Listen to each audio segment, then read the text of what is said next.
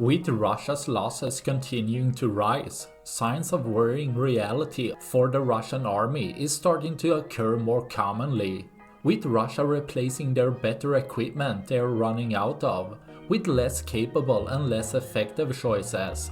From armored fighting vehicles to trucks, from armored personnel carriers to non-armored vans or cars, resulting in Russia suffering more casualties. With Russia bragging about having the best and most comprehensive air defense system in the world, as they start to use more S-60 anti-aircraft guns, which entered service in the 1950s.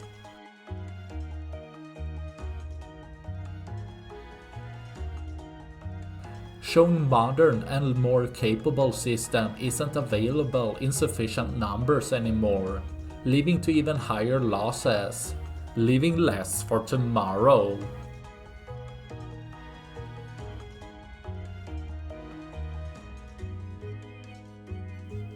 That's all I had for this video. Please like and subscribe for more. Thanks for watching. Bye.